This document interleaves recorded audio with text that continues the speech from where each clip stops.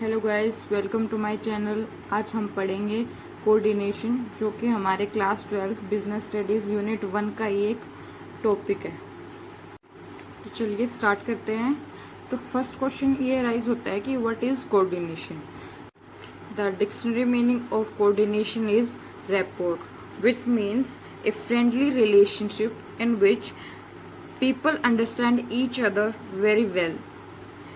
तो कोऑर्डिनेशन को हम बोल सकते हैं कि ये क्या काम आता है कोऑर्डिनेशन, कि हारमोनी हम एस्टेब्लिश कर सके, कि कोई भी जब जहाँ पे भी दो या दो से ज़्यादा पर्सन काम करते हैं ना, वहाँ पे कोऑर्डिनेशन की बहुत ज़्यादा ज़रूरत होती है हमेशा ही।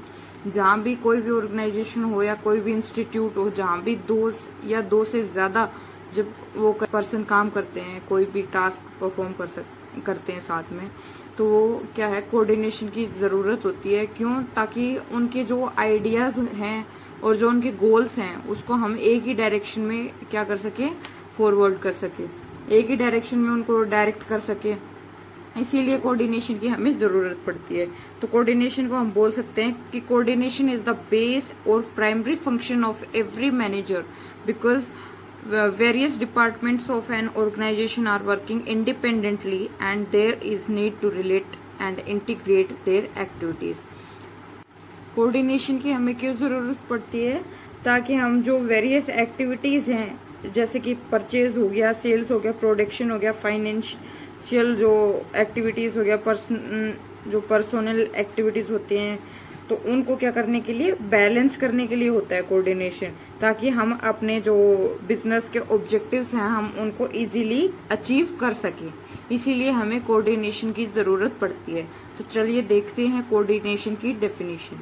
It refers to the process through which harmony is established among different activities of an organization that organizational objectives can be successfully achieved. It is also known as synchronization of resources. तो ये क्या होता है कि जैसे हम कोई भी टास्क परफॉर्म कर रहे हैं उसमें हार्मोनी एस्टेब्लिश कर सकें, और जो हमारे डिफरेंट एक्टिविटीज़ हैं उनको हम एक ही डायरेक्शन में वो डायरेक्ट कर सके, जिससे हमारे क्या है, ऑर्गेनाइजेशन के ऑब्जेक्टिव्स हम अचीव कर सके। सिंक्रोनाइजेशन का मीनिंग क्या होता है कि एक दूसरे की जो जैसे हारमोनी होता है ना, वही सिंक्रोनाइजेशन का मीनिंग होता है। जैसे हारमोनी को हम कह सकते हैं कि एग्री करना एक ही बात पे, कोई भी उनको टास्क परफॉर्म करने के लिए दिया गया है तो वो दोनों उस मतलब जो भी आइडिया है उससे सहमत होनी चाहिए। ये होता है हारमोनी। यूनिजन और we can say oneness, union.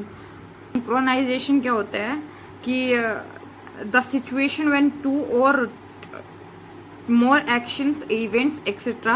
happen at exactly the same time or the act of making this happen is known as synchronization. तो हम synchronization of resources भी किससे करते हैं? कोऑर्डिनेशन की हेल्प से करते हैं, कि दो कोई भी टास्क हो रहे हैं वो एक ही टाइम पे परफॉर्म हम कर सकें।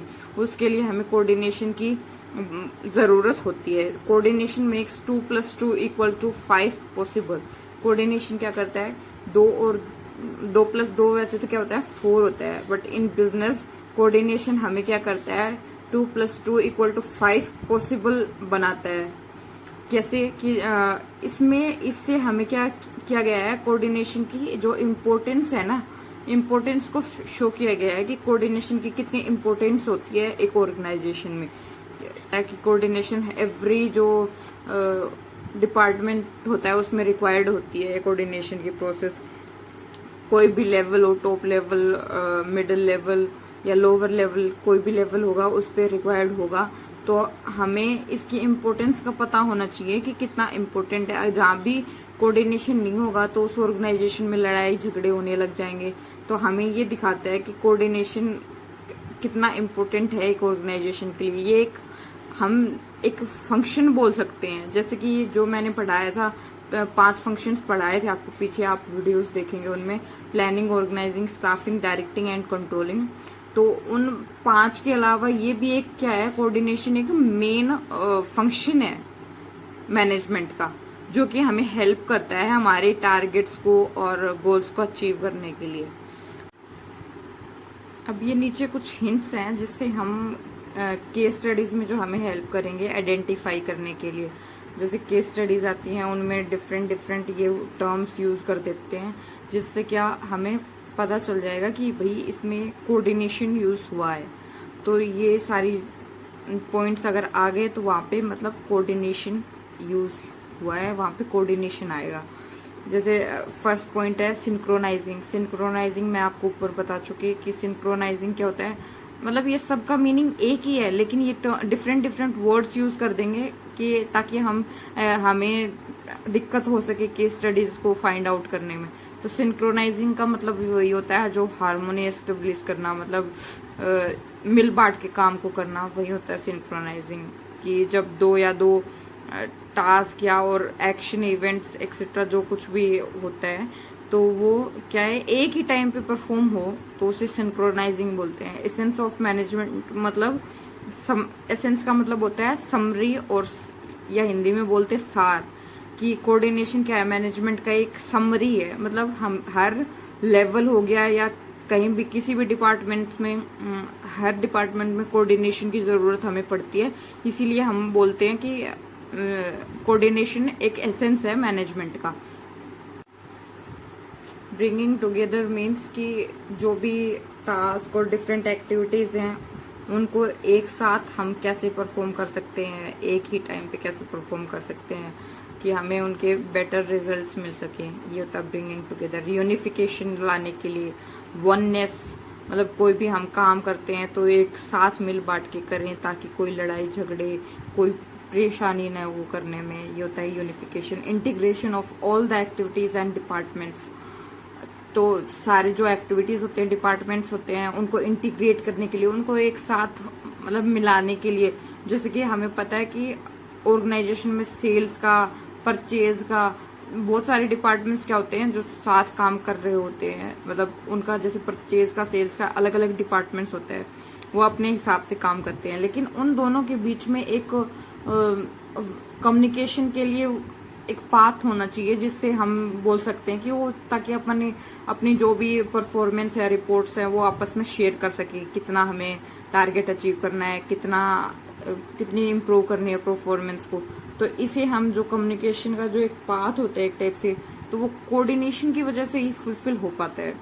कि जो कुछ भी अलग अलग डिपार्टमेंट्स पे होता है तो वो कोऑर्डिनेशन की वजह से हमारे क्या होते हैं कि हम सक्सेस कर पाते हैं। कोई भी ऑर्गेनाइजेशन है वो सक्सेसफुल तभी होगा जब उसमें एक अच्छा कोऑर्डिनेशन का सिस्टम है। तो नेक्स्ट देखते हैं हम।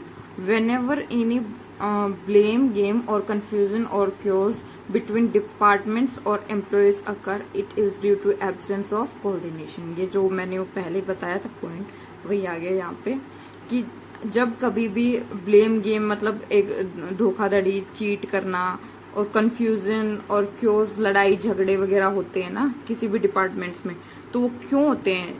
इसीलिए होते हैं जब कभी वहां पे क्या होता है, कोऑर्डिनेशन नहीं होता। एब्सेंस ऑफ कोऑर्डिनेशन में ये चीजें अराइज होती हैं। मतलब अगर हम कोऑर्डिनेशन, तो ये इम्पोर्टेंस शो कर रहा है कोऑर्डिनेशन की कि हम अगर कोऑर्डिनेशन एस्टेब्लिश नहीं कर पाते एक ऑर्गेनाइजेशन में, तो वहां पे वो सक्सेसफुली रन नहीं कर पाता। ब्लेम गेम वगैरह, कंफ्यूजन, क्योज, तो मतलब वो सारा डिपार्टमेंट्स वो क्या हो जाएंगे, अनेबल हो जाएंगे अचीव करने में टारगेट्स को। इसीलिए हम बोलते हैं कि कोऑर्डिनेशन एक वेरी इंपॉर्टेंट फंक्शन है मैनेजमेंट का। अब नीचे हम देखते हैं कि कोऑर्डिनेशन एक एसेंस ऑफ मैनेजमेंट हम कैसे बोल सकते हैं। कोऑर्डिनेशन को कैसे हम बोल सकते हैं कि ये समरी, सार है मैनेजमेंट का कोऑर्डिनेशन।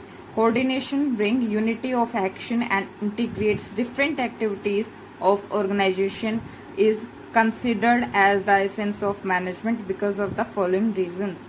क्या करते हैं कोऑर्डिनेशन, क्या होता है, brings unity of action, कि एक साथ मिल बांट के काम कैसे करना है।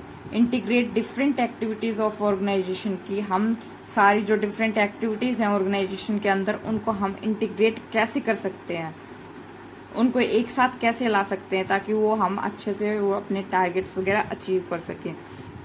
तो ये फॉलोइंग नीचे जो दिए गए रीजंस हैं उनकी वजह से हम बोलते हैं कि एसेंस ऑफ मैनेजमेंट है कोऑर्डिनेशन।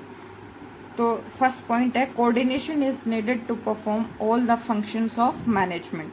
कोऑर्डिनेशन की ज़रूरत कहाँ पड़ती है? ऑल द फंक्शंस जो होते हैं, 5 फंक्शन बताए थे मैंने, planning, organising, staffing, directing and controlling. तो उन सभी मतलब फंक्शंस को परफॉर्म करने के लिए कोऑर्डिनेशन की ज़रूरत पड़ती है। कैसे देखते हैं? The process of coordination begin at planning stage when top management plans for whole organisation. तो कोऑर्डिनेशन कहाँ से स्टार्ट होती है? जब प्लानिंग स्टेज हमारी स्टार्ट होती है ना, जैसे फर्स्ट फंक्शन होता है प्लानिंग मैनेजमेंट का, तो वहीं से कोऑर्डिनेशन स्टार्ट हो जाती है। कैसे? जब भी प्लानिंग में क्या होता है कि पॉलिसीज वगैरह, प्लान्स वगैरह, एक मैनेजमेंट प्लान्स वगैरह बनाती है कि कैसे काम को कैसे करना है, कब करना है, क्यों करना है, कौन करेगा, ये सारे एक्शंस क्या होते हैं प्लानिंग में करती है। तो उसमें कोऑर्डिनेशन की ज़रूरत पड़ती है ताकि वो डिसीजन एक सिंगल डिसीजन पे आ सके। वरना मान लो किसी भी ऑर्गेनाइजेशन में डायरेक्टर वगैरह हैं, जैसे टॉप लेवल मैनेजमेंट क्या करती है? प्लानिंग करती है ना। टॉप लेवल 3 लेवल मैनेजमेंट थी, टॉप, मिडल और लोअर लेवल। तो टॉप लेवल मैनेजमेंट का काम होता है प्लानिंग, डिसीजन मेकिंग वगैरह। तो प्लानिंग में मान लो टॉप लेवल मैनेजमेंट में काफ़ी सारे हेड्स, डायरेक्टर्स होते हैं, है ना, बोर्ड ऑफ डायरेक्टर्स। मान लो एक कोई कुछ और बोल रहा है, दूसरे का डिसीजन कुछ और ही है उस पॉइंट ऑफ व्यू के रिगार्डिंग, एंड तीसरे का कुछ और ही है। तो मतलब वो सिंगल पॉलिसी को अडॉप्ट करना पड़ेगा, क्योंकि कोऑर्डिनेशन हमें हेल्प करेगा कि हमें कैसे एक ही डायरेक्शन में प्लान्स को, पॉलिसीज को रेगुलेट करना है, ताकि हमारे एम्प्लॉयज़ के गोल्स भी अचीव हो जाएं और हमारे बिजनेस के भी गोल्स साथ में अचीव हो जाएं। तो ये हमारी कोऑर्डिनेशन की हेल्प से हो पाता है। सेकंड पॉइंट है based on plans then organisational structure is developed. तो पहले हम क्या करते हैं? प्लान्स बनाते हैं, प्लान्स को ध्यान में रख के फिर ऑर्गेनाइजेशनल स्ट्रक्चर तैयार किया जाता है। Staff is recruited, selected and trained as per organisational structure and plan. फिर ऑर्गेनाइजेशनल स्ट्रक्चर बना के उसी हिसाब से जैसा ऑर्गेनाइजेशनल स्ट्रक्चर हमारा, वैसे ही स्टाफ हम हायर करते हैं, सेलेक्ट करते हैं, उनको फिर ट्रेनिंग प्रोवाइड करते हैं ताकि वो अपना काम अच्छे से कर सकें। To ensure right execution of plan direction are given. तो उन प्लान्स को कैसे रेगुलेट करना है, तो उसके लिए क्या किया जाता है? डायरेक्शन प्रोवाइड की जाती है कि कैसे हमें टारगेट्स अचीव करने हैं। तो वो सब क्या है, सारी ये जो प्रोसेस है ना, सब कोऑर्डिनेशन के हेल्प से होती है। क्योंकि हमें पता है कि प्लान्स बनते हैं, वो भी कोऑर्डिनेशन उसमें ज़रूरी होता है। वरना कोई कुछ प्लान बनाएगा, कोई कुछ बनाएगा, हम एक सिंगल आइडिया पे नहीं आ सकते अगर कोऑर्डिनेशन नहीं होता। तो पता है हमें। फिर अगले प्लान बनाने के बाद ऑर्गेनाइजेशनल स्ट्रक्चर डेवलप किया जाता है, उसमें भी कोऑर्डिनेशन होना चाहिए ताकि सभी की सहमति ज़रूरी है वहाँ पे भी। और स्टाफ और रिक्रूटमेंट, सिलेक्शन सारे जो करते हैं, ट्रेनिंग प्रोवाइड करते हैं, वहाँ भी कोऑर्डिनेशन की ज़रूरत पड़ती है कि सेलेक्ट हमें कौन सा एम्प्लॉय करना है। वरना कोई कुछ करेगा, कोई कुछ करेगा, हमें यही नहीं पता चलेगा हमारा ऑर्गेनाइजेशनल स्ट्रक्चर कैसा है, क्या परफॉर्म कर रहा है, किस डायरेक्शन में जा रहा है, कुछ पता नहीं चलेगा उसमें। अगला पॉइंट है controlling ensures no discrepancy between plan and actual performance. Controlling क्या इंश्योर करता है? ताकि हमारे प्लान्स और एक्चुअल जो परफॉर्मेंस है, मतलब प्लान हमने कितनी परफॉर्मेंस करने का, जैसे हमें क्या टारगेट अचीव करने हैं, वो होते हैं plans. Actual performance means organisation की एक्चुअल परफॉर्मेंस क्या हो रही है, मतलब डिफरेंस इसमें जो होता है ना, वही हमारे एक्चुअल जो रिजल्ट्स होते हैं वो होते हैं। तो कंट्रोल इंश्योर करता है कि इनमें ज़्यादा डिफरेंस न हो, जो प्लान हमने बनाए हैं और एक्चुअल परफॉर्मेंस में, कि हमें कितने टारगेट अचीव करने थे और हम कितने कर चुके हैं, उसमें ज़्यादा डिफरेंस नहीं होना चाहिए। ये हमारे क्या होता है, कंट्रोलिंग की वजह से होता है। कंट्रोल हम लगाते हैं कि कितने भाई टारगेट अचीव करने हैं, कितना और हमें प्रोडक्शन करना है, ताकि हम अपने जो प्लान, जो रिजल्ट हैं उनको अचीव कर सकें। अब एसेंस ऑफ मैनेजमेंट में सेकंड पॉइंट आ जाता है coordination is required at all the levels of management. जो डिफरेंट लेवल्स ऑफ मैनेजमेंट थे, जैसे कि top level management, middle level management, lower level management, 3 जो लेवल्स थे ना, उन पे मतलब कोऑर्डिनेशन तीनों पे ज़रूरी होता है, तो इसीलिए भी हम इसको बोल सकते हैं कि ये वेरी इंपॉर्टेंट फंक्शन है। तो जैसे प्लानिंग के बाद ऑर्गेनाइजिंग होता है, ऑर्गेनाइजिंग के बाद स्टाफिंग, स्टाफिंग के बाद डायरेक्टिंग, डायरेक्टिंग के बाद कंट्रोलिंग, एंड देन फिर से प्लानिंग स्टार्ट हो जाता है। तो ये तीनों पांचों जो फंक्शंस हैं ये किस पे डिपेंड होते हैं, हमारे कोऑर्डिनेशन के ऊपर डिपेंड होते हैं। हाँ, इन सब में कोऑर्डिनेशन रिक्वायर्ड होता है ताकि इन फंक्शंस को अच्छे से अचीव कर सके। तो ये इस फिगर के थ्रू यही समझाया गया कि कोऑर्डिनेशन मतलब पांचों उन पे ज़रूरी होता है। और लेवल्स हम बोल सकते हैं जो प्लानिंग और ऑर्गेनाइजिंग होता है ना, ये किस पे होता है, टॉप लेवल मैनेजमेंट में आते हैं, प्लानिंग और ऑर्गेनाइजिंग करना। स्टाफिंग होता है मिडिल लेवल मैनेजमेंट में, मिडिल लेवल मैनेजमेंट में। एंड कंट्रोलिंग एंड डायरेक्टिंग ये दोनों आते हैं हमारे लोअर लेवल मैनेजमेंट में। और हम कह सकते हैं सुपरवाइजरी लेवल, जो बोलते हैं सुपरवाइजरी में हमें पता है डायरेक्टिंग करना, कंट्रोल करना, ये सुपरवाइजरी में आते हैं ना। तो ये तीनों लेवल पे भी ज़रूरी होता है। तो चलिए अब नीचे हम तीनों के डिफरेंट पॉइंट्स देखते हैं कि कैसे। तो फर्स्ट पॉइंट है टॉप लेवल मैनेजमेंट पे कैसे रिक्वायर्ड होता है। Top level management require coordination to integrate all the activities of organisation and led the efforts of all the individuals in one direction, one common direction. तो top level management में मैंने पीछे last जो video बनाया था उसमें मैंने levels बताए थे, 3 लेवल्स होते हैं। तो इसमें अच्छे से तीनों का बताया था कि फंक्शंस क्या होते हैं। तो टॉप लेवल मैनेजमेंट का मैंने बताया था फंक्शन क्या होता है, प्लान्स को बनाना, प्लानिंग करना, डिसीजन वगैरह बनाने, क्या डिसीजन लेना है, पॉलिसीज फ्रेम करना, ये सब रूल्स रेगुलेशन बनाना, ये सारे क्या होता है टॉप लेवल मैनेजमेंट का काम होता है। तो ये क्या करता है, टॉप लेवल मैनेजमेंट में कोऑर्डिनेशन क्यों ज़रूरी होता है, to integrate all the activities of organisation. Activities होती हैं ऑर्गेनाइजेशन की, उनको इंटीग्रेट करने के लिए, उनको मतलब एक साथ काम कैसे करना है। And let the effort of all the individuals in one common direction, जो भी उनके सारे बोर्ड ऑफ डायरेक्टर्स होते हैं जिनको हम BOD भी बोलते हैं, तो उन सभी के एफर्ट्स को एक ही डायरेक्शन में, कॉमन डायरेक्शन में क्या करना, डायरेक्ट करना, ताकि वो एक कॉमन डिसीजन पे आ सके। ये होता है टॉप लेवल मैनेजमेंट में, इसलिए कोऑर्डिनेशन ज़रूरी होता है डिसीजन मेकिंग में।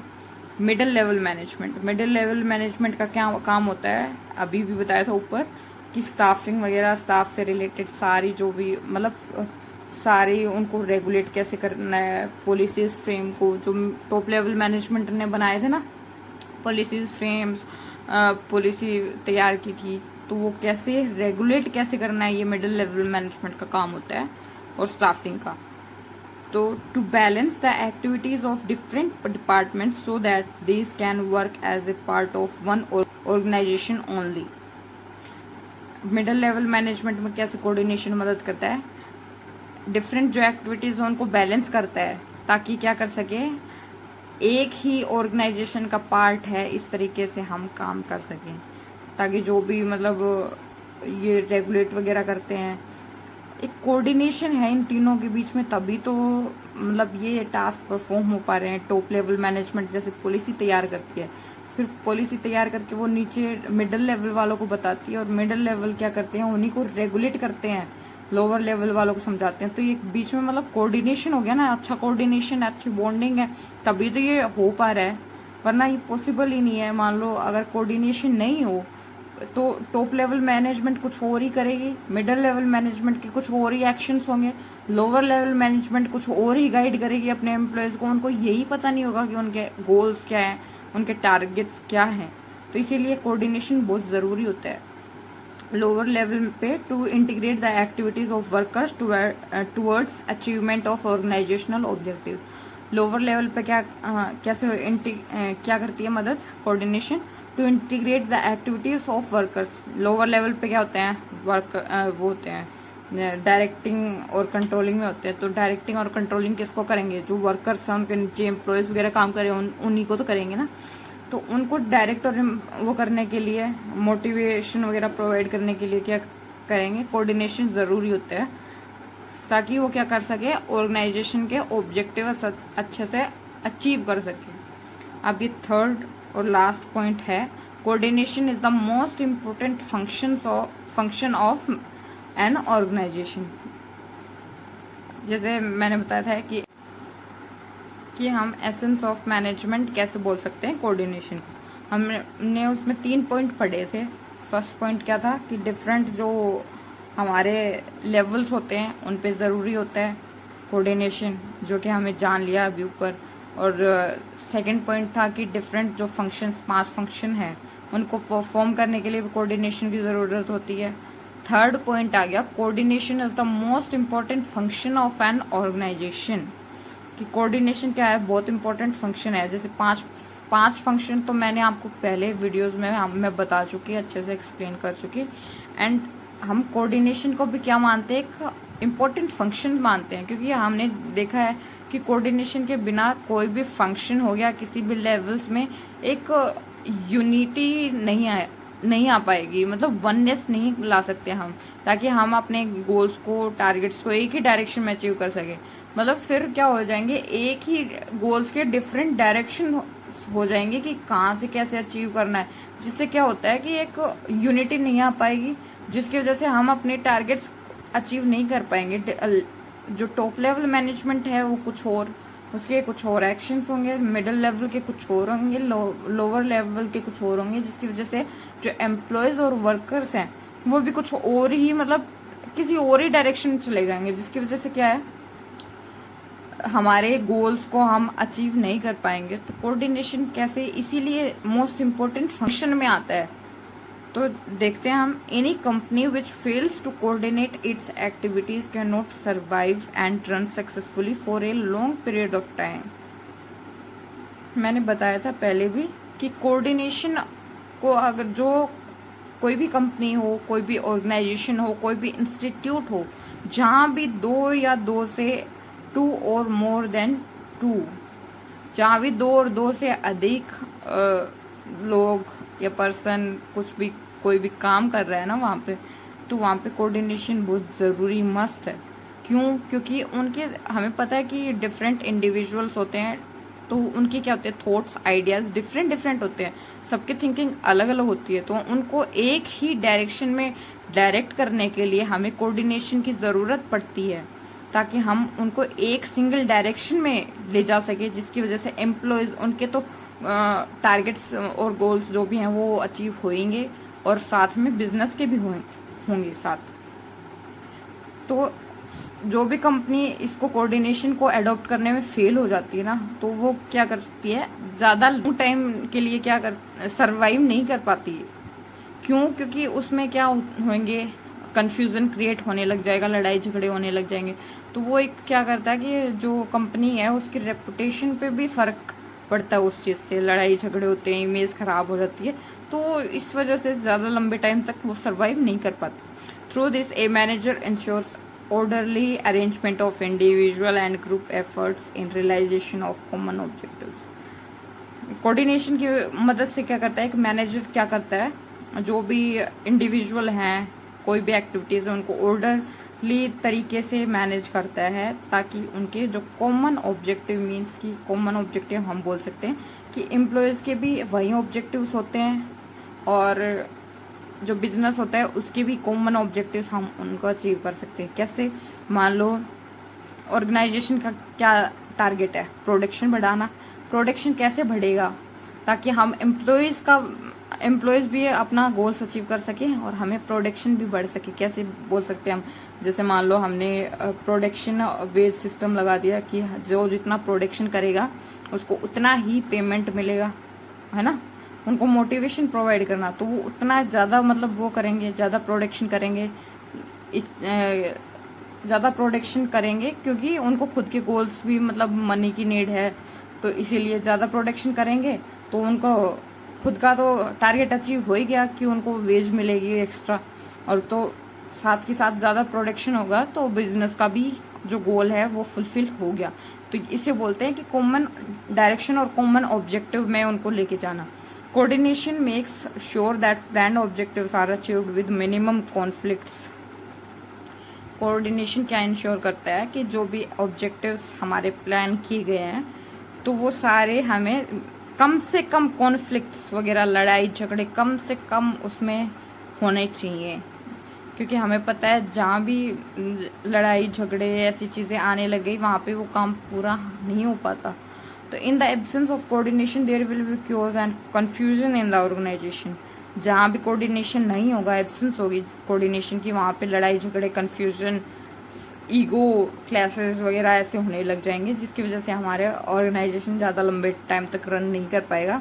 तो इसीलिए हम बोलते हैं कि कोऑर्डिनेशन एक एसेंस ऑफ मैनेजमेंट है, एक इम्पोर्टेंट फंक्शन है। उन 5 फंक्शन के अलावा एक इम्पोर्टेंट फंक्शन है जो कि हमें डिफरेंट लेवल्स पे डिफरेंट फंक्शन को परफॉर्म करने में मदद करता है।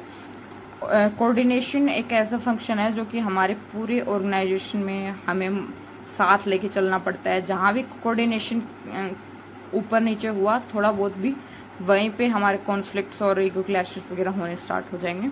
इसलिए कोऑर्डिनेशन को हमें कोई भी काम करें, कोई भी फंक्शन परफॉर्म करें, उसको साथ में लेके चलना पड़ता है। स्टाफिंग हो, डायरेक्टिंग हो, प्लानिंग हो, ऑर्गेनाइजिंग हो, स्टाफिंग कुछ भी हो, उसको साथ में कोऑर्डिनेशन के, विदाउट कोऑर्डिनेशन ये क्या आएंगे, ये प्रॉब्लम्स अराइज होने स्टार्ट हो जाएंगे, कॉन्फ्लिक्ट्स वगैरह सब। So thanks for watching my video. Next video में हम पढ़ेंगे कैरेक्टरिस्टिक्स वगैरह क्या होते हैं कोऑर्डिनेशन के।